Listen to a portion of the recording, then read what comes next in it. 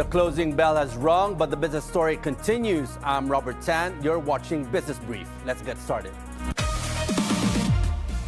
Senate Blue Ribbon Committee Chairman Panfilo Lacson calls for the monitoring of the bank accounts of former House Speaker Martin Romualdez, who has been implicated in the flood control scandal.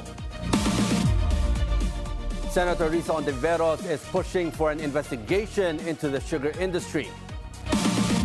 And Israel is joining U.S. President Donald Trump's Board of Peace.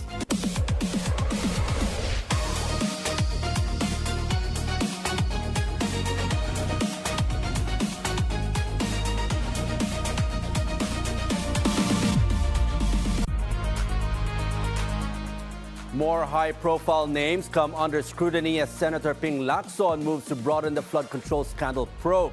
Lacson says he will recommend the Anti-Money Laundering Council to track the bank accounts movements of former House Speaker and later Representative Martin Romualdez.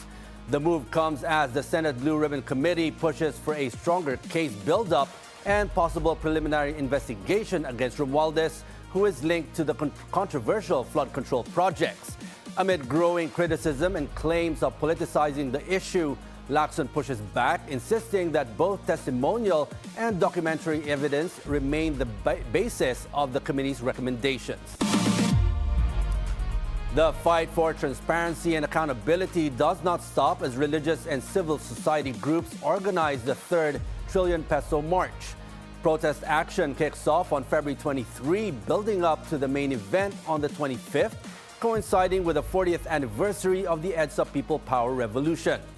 March organizer and Caritas Executive Director Father Tito Caluwag says the group does not support resignation calls against President Marcos Jr. or Vice President Sara Duterte, focusing instead on exhausting all means to hold leaders accountable for their actions. The commemoration spans the nation, inviting Filipinos to raise their voices against misuse of public funds and reaffirming the urgent call for good governance. A lawmaker pushes to ease tax burdens for Filipino workers amid rising living costs. On Billionaire News channels at the forefront, four-piece party list representative J.C. Abalos renewed his call to pass 3 bills he filed, which aim to cut the personal income tax and increase workers' take-home pay. Under House Bill 3784, Abalos is urging to raise the tax-exempt ceiling for the 13th month pay and other bonuses from 90,000 to 120,000 pesos, adjusting for inflation. House Bill 3783, meanwhile, proposes exempting overtime pay, night shift differential, and hazard pay from the income tax. Another bill, 3782, seeks to allow medical expenses for critical illnesses as defined by the Health Department to be deductible from income tax. As a cancer survivor myself, masasabi ko po na napakamahal po magpagamot, lalo na po sa mga critical illness. And of course, napakahalaga po na I believe a healthy workforce would redound to a healthy economy. And nakararapat damang na bigyan po natin ng tax breaks ang ating manggagawa dahil sa kanilang kontribusyon sa ating ekonomiya. Abalos says the bills have been referred to the House Committee on Ways and Means. He is hopeful the measures will be tackled as these can help address the higher prices of basic goods. At the upper chamber, Senator Erwin Tulfo previously proposed a measure that grants a 1-month income tax holiday amid the flood control scandal.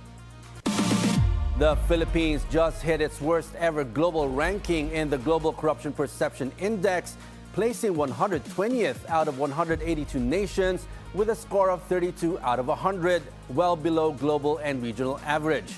On BNC's Business 360, Federation of Philippine Industries chairperson Elizabeth Lee stressed that the real currency of growth is confidence, especially amid high-profile corruption controversies in the country, weighing on investor sentiment. The feeling right now is measured optimism. I mean, if we're going to take a look at the PMI, we have 2 consecutive months of expansion. That signifies that manufacturing is actually back in expansion. And that means that output and new orders are actually rising, firms are rehiring, and there's also inventories that are being rebuilt. But having said that, because our mood is actually measured optimism, one of the key things there that is shown by the Corruption Perception Index is confidence. So confidence is the missing multiplier. It really is the real currency. I mean, because without trust, growth stalls, but with it, Philippine industry can actually finally take off. Yeah. So confidence is very important in the growth, especially for foreign direct investments. The latest Corruption Perceptions Index underscores a deepening trust deficit, a key factor that could deter foreign direct investments despite signs of economic expansion. Senator Risa Hontiveros is seeking another probe into the sugar industry. On Wednesday, Hontiveros filed Senate Resolution number 298, directing the Committee on Agriculture to review the implementation of the Sugar Industry Development Act. The measure also seeks to reassess the charter of the Sugar Regulatory Administration. Hontiveros notes the industry employs around 700,000 workers directly and contributes between 76 to 90 billion pesos a year to the economy. She adds that up to 6 million Filipinos depend on the sugar industry indirectly. But despite local production hitting a 4-year high in 2025, it covers only 87% of domestic demand. Hontiveros stresses that despite reforms meant to boost the industry and raise farmers' incomes, sugar remains expensive and local producers still struggle to compete. 36 Philippine firms land on the magazine's list of Asia Pacific's best companies in 2026, with BPI breaking into the top 10. Time and Statista ranked 500 of the region's top performers based on employee satisfaction and sustainability. Singapore's DBS Bank takes the top spot, followed by Australia's Commonwealth Bank. Japan's Toyota and Sumitomo Mitsui Financial Group placed third and fourth, while India's Mahindra Group rounds out the top 5. The Philippines Bank of the Philippine Islands, or BPI, ranks 10th, the only local firm in the top tier. Also cracking the top 100, Ayala Corporation at 35, BDO Unibank at 47, Ayala Land at 73, and Security Bank at 88. Banking and financial services dominate the list despite earlier uncertainty over U.S. tariff sanctions. Analysts observe that the financial sector leads a rosy 2026 outlook, while the auto industry rebounds on strong EV demand despite U.S. President Donald Trump's tariffs. Megaworld Corporation makes Times Magazine's best companies in the Asia Pacific list for the second-year run, highlighting its employee satisfaction and sustainability efforts. The Kevin Tan-led firm jumped to 309th place from 374th last year and earned the 26th highest employee satisfaction rating in the region. Time highlighted Megaworld's commitment to nation building, innovation, and workforce development. The recognition adds to a string of accolades, including Fortune Asia's 100 Best Companies to Work For in Southeast Asia and a Great Place to Work certification with 98% employee approval. Your ideal match may actually be a product of artificial intelligence. With Valentine's Day just around the corner, the Cybercrime Investigation and Coordinating Center, or CICC, is warning the public about a surge in love scams using artificial intelligence, or AI. On BNC's Political Nightly, CICC Undersecretary Renato Paraiso explains how scammers collect information shared online to create fake profiles that appear to be perfectly tailored to their targets. So, ang mga red flags usually naman pag when it pertains to love scams, unang-una ho, too good to be true. Ibig sabihin, sobrang kilala ko na ng tao because AI was used to profile you. Alam nila kung ano yung gusto mo. Kung gusto mo mestizo, gusto mo yung medyo matangkad. So that's what they'll portray. Second po is parang nagmamadali tsaka may pressure. Sabihin nila, nanghihingi na ng pera kasi kailangan ko na pumunta sa'yo or kailangan na natin magpakasal kagad. Third is, it's time-bound. Parang halimbawa, if you're not going to entertain me, bahala ka. Baka hindi na ako makapunta sa'yo or baka makulong na ako dito. And lastly siguro na kailangan natin tandaan sa love scam, ang sinabi ho ng aking paboritong philosopher na si Jennifer Lopez, love don't cost a thing. Pacific Online Systems Corporation, chaired by billionaire Willie Osier, steps back from major online gaming projects amid government crackdown on online betting. The company said its board ordered the unwinding of its participation in the Philippine Charity Sweepstakes Office e-lotto rollout after the national government adopted a strict policy against licensing online betting platforms. Pacific Online also agreed to exit its investments in HHR Philippines, an e-casino licensee of the Philippine Amusement and Gaming Corporation owned by entrepreneur Tony Mangiat. The firm said a private third-party investor would take over its stake in HHR Philippines, adding the move was not expected to significantly impact its financials. Camarines Sur Governor Luis Raymond L. Ray Villafuerte Jr. calls for the expulsion of Mark and Ronin Leviste from the Alabang Country Club over a golf tournament dispute. Villafuerte sent a letter to the club on February 10. He is demanding a clarification that he took no part in any irregularity or improper conduct. He offered to return his trophies under protest, alleging undue influence by Mark Leviste and a conflict of interest involving Ronin Leviste. He urged the board to take disciplinary action, saying the incident damaged both his reputation and the club's credibility. We'll take a short break. This is Business Brief.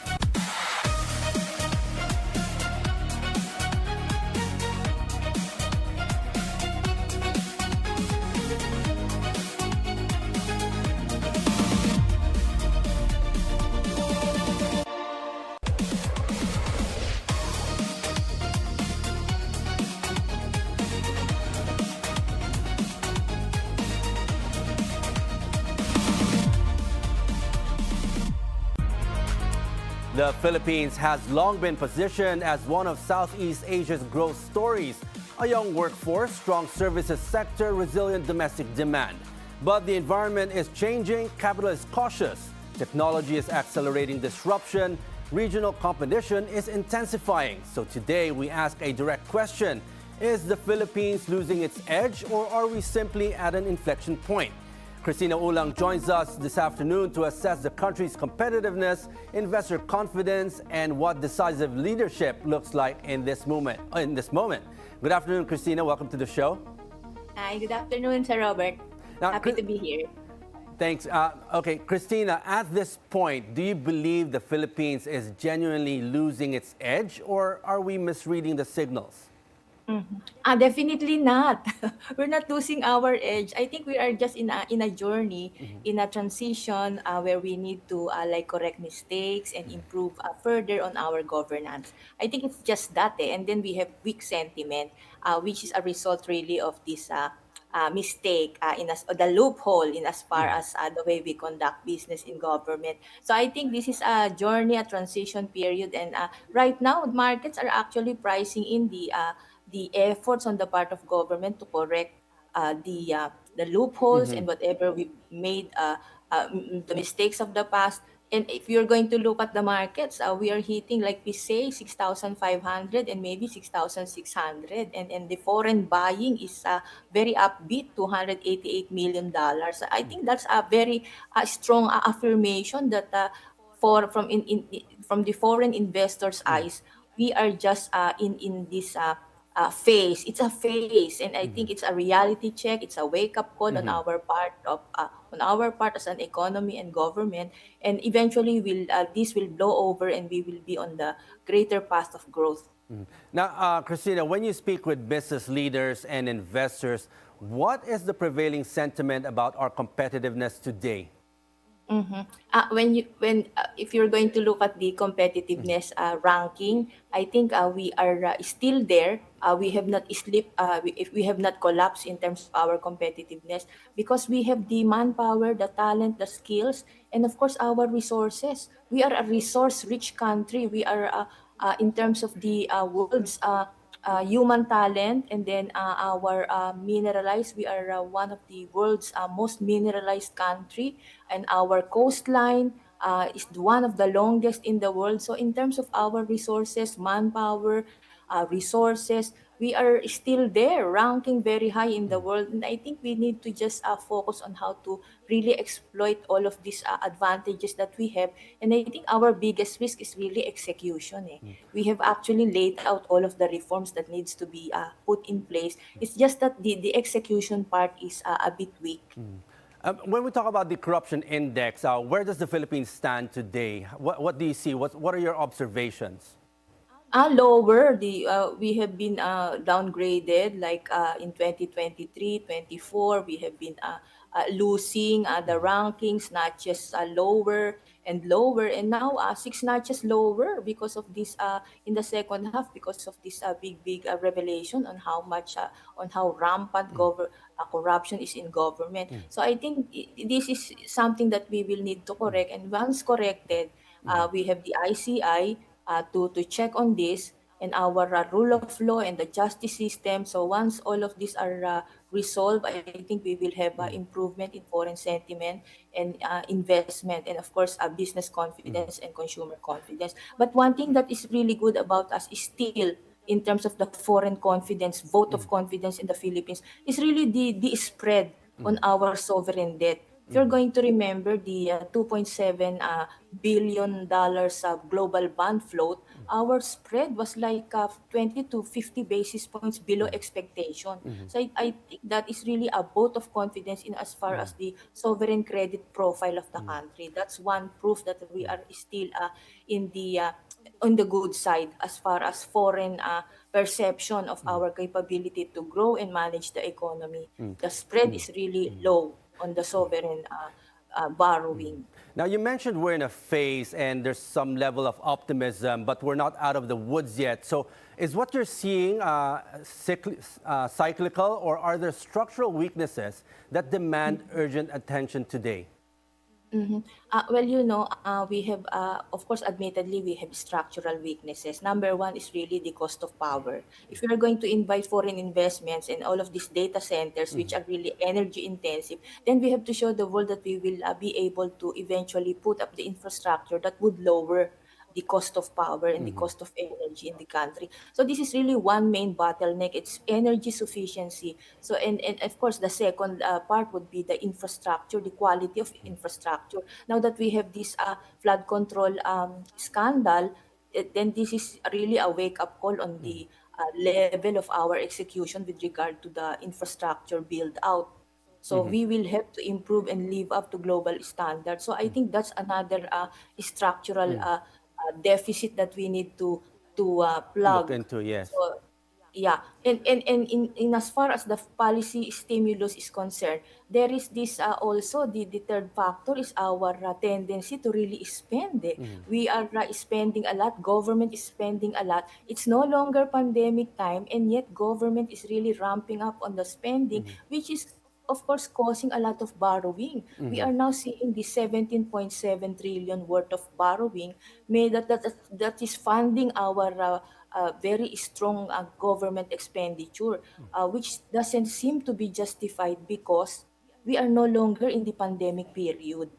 I think that is something that is really a big challenge in as far as our budget deficit is concerned. We have to move to the more sustainable level of spending, and given also the government agencies underutilization of funds. This finding by a government think tank that on the average, government agencies are just using 70-80% of their budget. So I think that needs also to be looked into so that we will be able to achieve some greater efficiency in our government spending and be able to manage our debt, which is already like 63% of our GDP. Although, of course, credit rating agencies are not worried yet. They are, in fact, affirming still our triple B plus and positive outlook.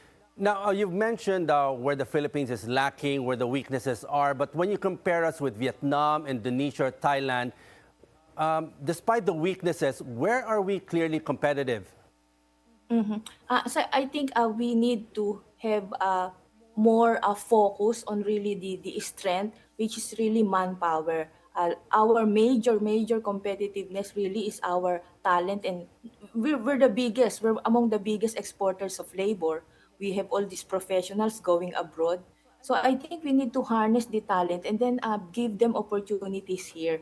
But the fact that they're going abroad reflects the fact that there's limited opportunities in the Philippines. Although we may have the best of talent, we may be eventually suffering from brain drain.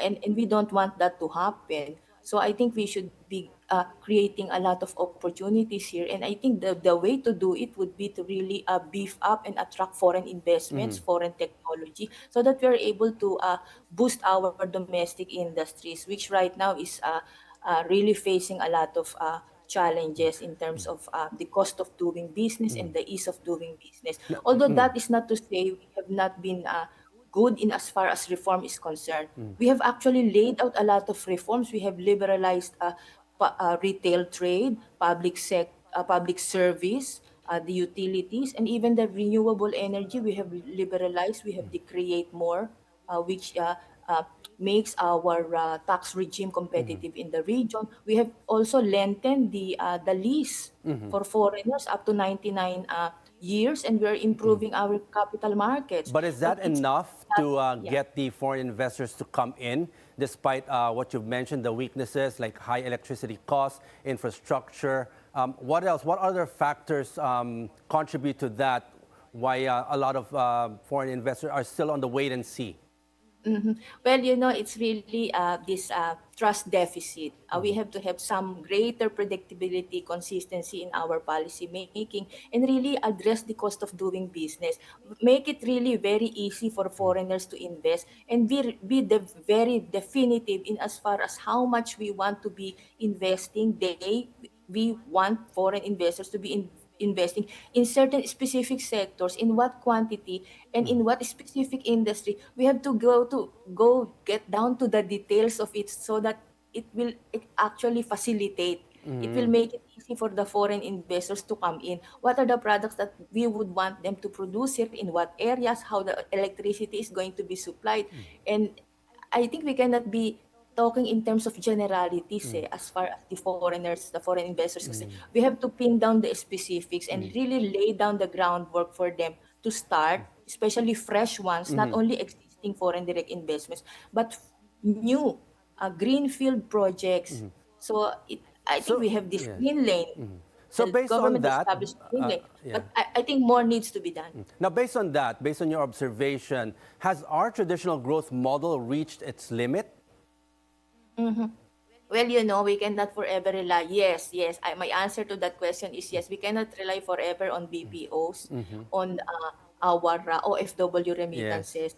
We have to really move up the value chain, the knowledge ladder, and really employ more ways and means to facilitate the transfer of technology. And we cannot really do that if we don't have the foreign direct investment, which was really behind the very successful growth stories of India and Vietnam. Yes. So I think, and the way to do it is really very competitive operating environment in terms of taxes, incentives, and then ease of doing business, reduced red tape, and really very responsive bureaucracy. We need to have that. And of course, the infrastructure must be there. But I think we are doing very well in as far as digitization is concerned. We have moved up the ladder. We were given a bit of a higher ranking, and we are being rated good in terms of our future readiness for digitization. We have that Konektadong Pinoy, which is going to make all of this internet access and Wi-Fi infrastructure very, very competitive and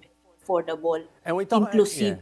Yes, and when we talk about technology, digitalization, one of the parts of being competitive, we're looking now at AI. It's reshaping industries rapidly. Now, are we positioned? Are we positioning ourselves to capture higher value opportunities, or are we still reacting too slowly? I think it's the awareness. It's the awareness, especially among the SMEs. But we are thriving in terms of our e-commerce and ride hailing. You have this Grab, you have Angkas, you have all of this Shopee. We are thriving really in terms of the e-commerce, but in terms of the employment of digitization by the SME, which is really a big chunk of our economy. 99% of our enterprises in the Philippines are SMEs. I think they should be included. Inclusivity again, in as far as digitization is concerned, government assistance, awareness and education. I think it's in the knowledge. It's in the knowledge segment where we were rated by this global index, digitization index ranking, where we are lacking so much when it comes to the knowledge. And that knowledge really is lacking in terms of the in that segment, the In the SMEs, SMEs, which yes. comprise really a big portion, a growing Yes. portion of not only lending, also of the loan portfolios of banks. And of course, the number of companies that can employ, big source of employment, the SMEs. That's why we need to really And make also them the aware. problem of access to capital. That's also one of their major problems, the small businesses that we have here. Yeah, capital funding. Now, Christine, you've mentioned the problem of brain drain that we're experiencing here in the country. Now, do you think we have enough talent in the pipeline to move beyond low, mid-value services into more advanced sectors? Well, the infrastructure needs to be there, and the knowledge transfer needs to be there. And I think, in as far as learning is concerned, we have this problem. We're all aware the classroom, from the very basic, we are in short, we are short of classrooms, and that again is questionable when it comes to the infrastructure build out. That is one area, weak area, that needs to be addressed. And of course, our teachers, we need to have a lot of incentives for them to really be trained, to upskill, and to maybe put them on scholarships abroad, and then give them a lot of opportunities to really improve knowledge and keep abreast of all of the latest when it comes to IT, when it comes to new approaches and latest developments in AI. So I think it's a matter really of government support again, to the private institutions, really boosting. But it's nice to know that the budget for education really is Yes. number one in this Yes. year's budget. Of the 6.7 trillion, it's really like a 1.4 trillion pesos worth of budget. And it's now the Department of Education that will be shouldering part of the classrooms and all of these educational infrastructures that needs to be put up. Now, if you were advising a 25-year-old professional today, what capabilities should they prioritize to stay globally competitive? I think we've got to be more entrepreneurial. We've got to be moving in that mindset that we need to rely on ourselves, really put up our own businesses, and then make a contribution to the economy, because we cannot all be employees. Because the secret of the U.S. economy, that the real growth driver of the Is U.S. business. economy, that's why they're the greatest economy in the world, is that the entrepreneurial spirit of the U.S. Of the American people. So I think that needs to be cultivated in the early years of education, in high school, and of course, second important thing for us is to know the importance really of capital markets and how it can fund the growth of our industries. So eventually, all entrepreneurs will really rely on funding, and I think we need to have awareness of where to get fund sourcing, and that's going to be the capital markets. But one thing that's really missing in our capital markets is the retail investors. If you're going to look at South Korea and Vietnam and Taiwan and China, Hong Kong, all of the major drivers of all of their stock market is really retail investor. In South Korea, it's the best performing in the world, 80% up last year, and 68% of their investors is really retail. So I think people ought to be educated about capital markets, stock markets, so we avoid all of these scams. There are Yes, a lot of definitely. scams. Yes. There's Now, really a lot of money floating around it that Yeah. needs to go into legitimate investments. Now, Christina, if we're still looking at the markets, how critical is policy predictability in sustaining long-term investment flows? Well, business make plans. They usually have this 5-year plan. If you cannot predict what inflation is going to be, if you cannot predict what's going to be the next policy move, if your tariff increases are not going to be honored, then it's going to be hard for enterprises and foreign indirect investments to really make a big bet on the Philippines. So I think it's really important that investors know what's going to be the the landscape in the next 5 years. The reason why Elon Musk has invested in China is that he knows it's going to be Xi Jinping for the rest of forever, and he has this how many years of planning, a long-term plan for the country, so that gives a lot of assurance to investors. So I think we also have the Philippine Development Plan and some master plans for our various industries. It's just that there is too much politics. I Now, think we have to be to minimize yeah. politics in the Now, having country. said that, what reforms do you think would immediately strengthen our global confidence in the Philippine economy? I think that the big reform that we need to do really is to achieve uh, energy sufficiency, because no economy will run if your energy supply is not very competitive in the world, even if you give all of the incentives to investors, but there is no power to do it, to supply to power the industries, then it's going to be very hard for business to thrive. But do you think we're decisive enough today as a country when it comes to implementing these economic reforms that you've mentioned? I think we have laid out all the groundworks and the intention is there. It's just that the enforcement and the implementation and the monitoring of the implementation. So I think we need to have a feedback loop when it comes to how all of these reforms are being implemented.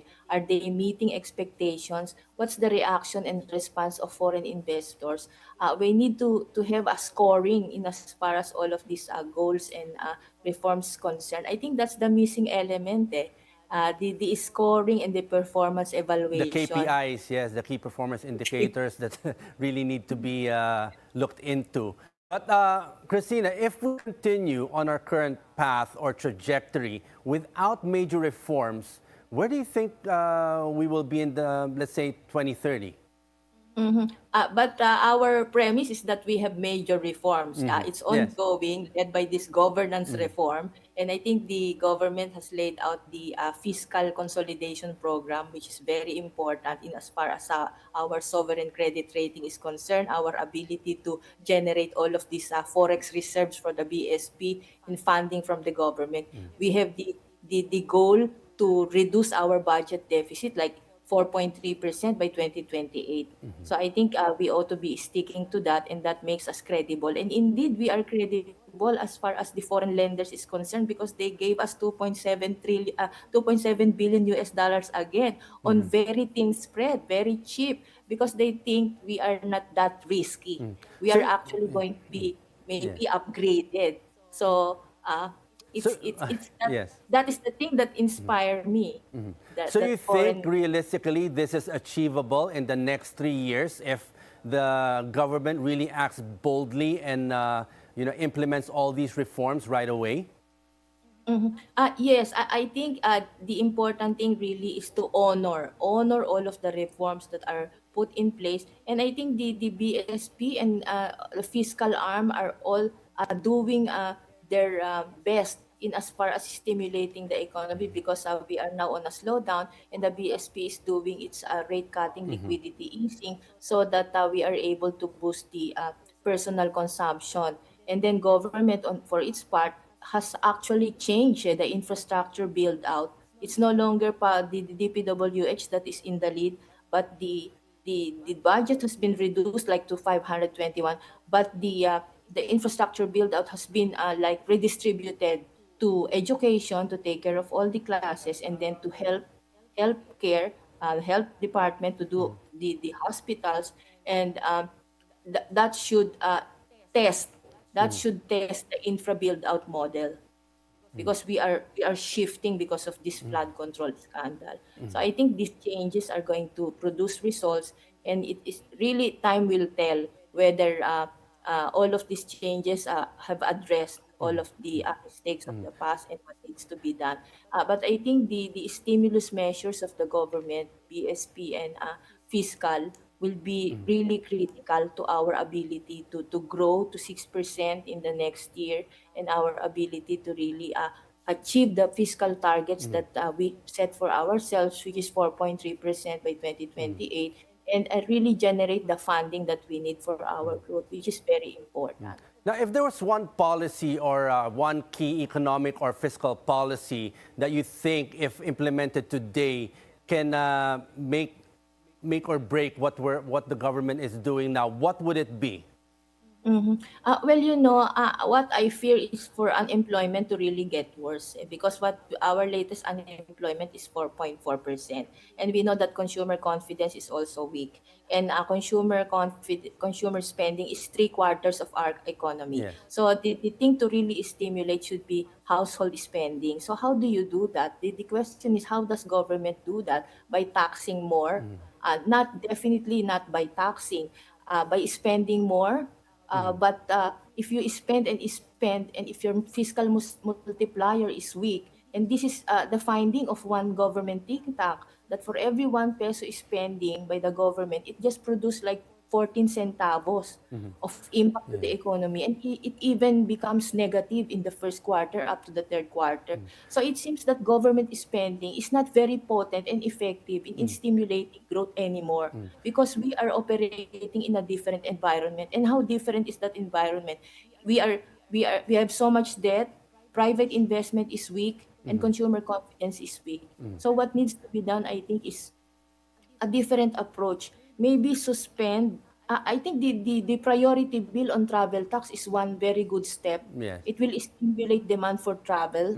It will benefit the carrier, the operator of the terminal. It's a first step at stimulating spending, consumer spending. Maybe we can have more of that kind of. Well, there are moves to not tax and 13-month pay and other workers' pay. Do you think that would also work? Maybe a very temporary. I know this is very controversial. A very temporary suspension of the VAT, because this is very critical, because VAT generates about 1.2 trillion in terms of our revenues. So suspending it could be very bad for the budget deficit. But government spending is low, so we have to do some counterweight measure to that. And the way to do it could be, well, it will increase maybe consumer reducing the 12% spending. Yes. VAT. If it is 12% VAT, maybe we can reduce it to 10%, so that this acts an incentive for household to really spend more. And finally, Christina, what must business leaders and policymakers align on now to ensure the Philippines strengthens rather than lose its edge? I think we have to really focus on our goal.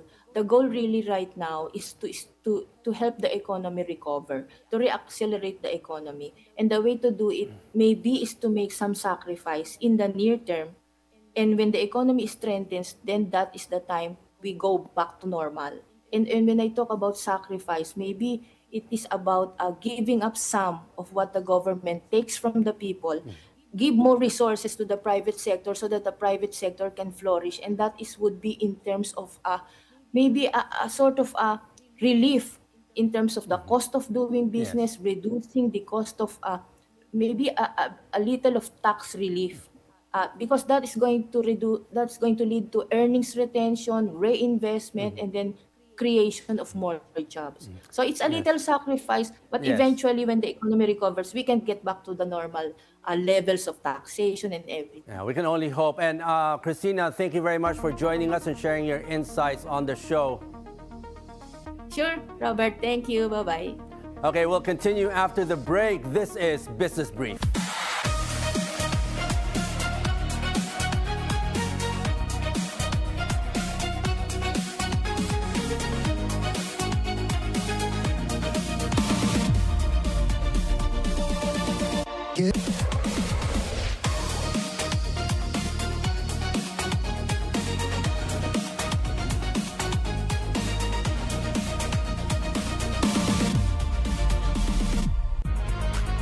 The Philippines drops one spot to 63rd out of 120 countries in the 2026 Global Labor Resilience Index, scoring 46.71.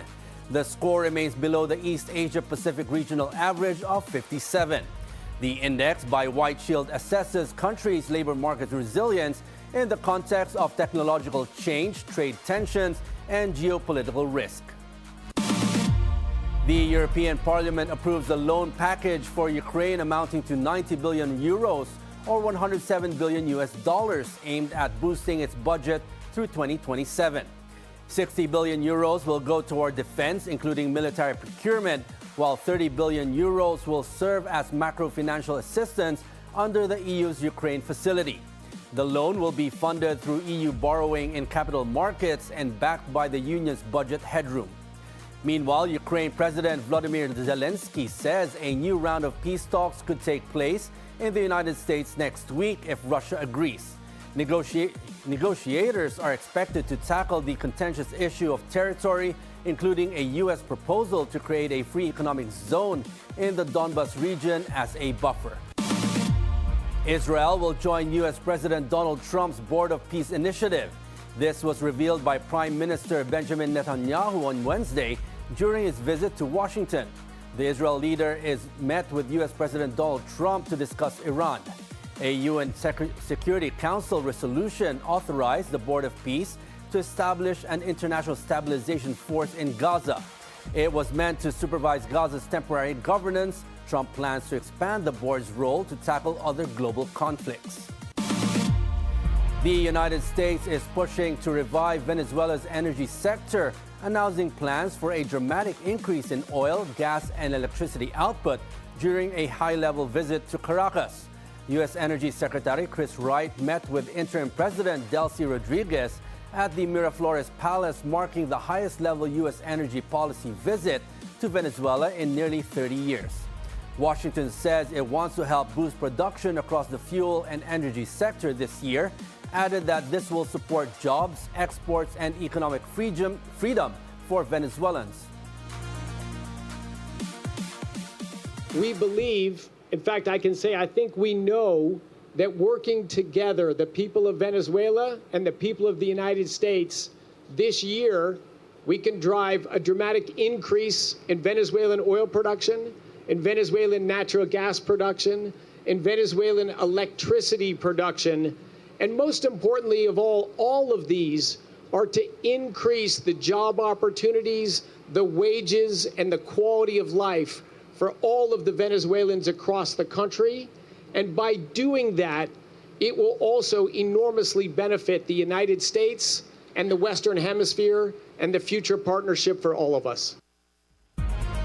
For the Philippines, which imports nearly all of its oil requirements, any softening in crude prices could translate into lower fuel costs, more stable transport fares, and reduced inflation pressures. The Trump administration bars green card holders from applying for U.S. Small Business Administration loans.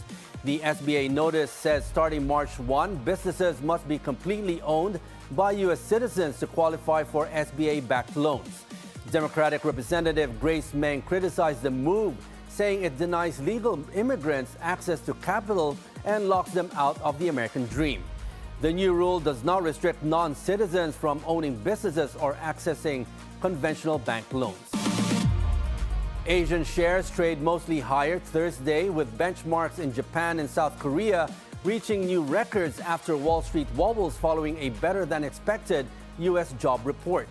The S&P ASX All Ordinaries Index is flat, while FTSE Bursa, Malaysia KLCI, HNX 30, JSX Composite, KSE 100, Nikkei 225, Thailand SET, and Shanghai Composite trade higher, while the Hang Seng and BSE Sensex Index are lower. In currencies, the US dollar trades at 153.34 against the Japanese yen, 781 against the Hong Kong dollar, 126 against the Singapore dollar, 1441 against the South Korean won, and 3104 against the Thai baht. The Australian dollar is at 71 cents against the dollar. In commodities, gold drops almost 0.3%. Oil price also increased. In crypto, Bitcoin drops 0.4%, while Ethereum rises almost 0.4%. A breakaway yen pushes the US dollar lower as the Australian dollar climbs and the Chinese yuan steadily gains, keeping investors focused on global markets. The yen rose above 152 per dollar after Japan's Liberal Democratic Party landslide win, with foreign investors buying stocks and bonds expecting stronger growth. The Australian dollar neared a 3-year high as the central bank warned of possible rate hikes if inflation persists. The yuan hit a 33-month high, contributing to a weekly decline in the US dollar index ahead of US job and inflation data. Philippine shares end in the negative territory. The PSCI closes 0.4% lower to 64.71. Majority of the sectoral indices are in the red, with property falling the most at nearly 2%. Decliners outpace advancers 122 to 78, with value turnover at 6.9 billion pesos. Majority of the day's most active stocks end in the red, with Ayala Land falling the most at almost 4%. And in currencies, the peso closes at 58.115 against the US dollar, up from the previous close of 58.29. Construction firm EEI Corporation announces the resignation of 3 senior executives, including heads of operations and supply chain. The company said Roman Lapuz, Maureen Frias, and Jose Tan Jr. will step down between February 15 and 28 for personal reasons. The departures come as EEI reorganizes its balance sheet to shift from pure construction to property development. The board recently approved taking on 11.4 billion pesos in FOIVC liabilities and merging its real estate units under EEI Ventures Incorporated. Ultra-billionario Lucia Tan's Macro Asia Corporation launches a farm project in Cavite to supply its airline catering and food commissary operations. The initiative, via wholly owned Macro Asia New Ventures, will produce up to 100,000 kilograms of leafy vegetables annually, prioritized for internal use.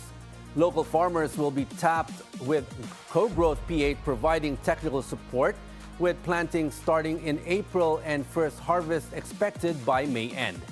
The project aims to lower procurement costs, improve supply reliability, and advance Macro Asia's ESG objectives.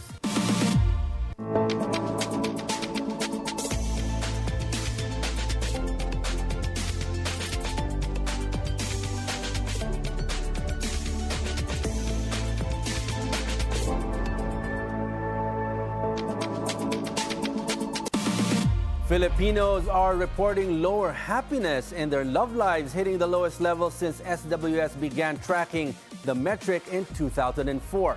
The fourth quarter 2025 survey found 40% say their love life could improve, while 14% reported having no love life at all. Married women reported the highest happiness at 57%, followed by women in live-in relationships at 45%. Among men, married respondents led at 55%, with only 28% of unmarried men saying they were happy with their love life. And that's a wrap for today's Business Brief. I'm Robert Tan. Join us again tomorrow for the stories that help you plan your next big, bold business moves. Only here on BNC, the Billionario News Channel.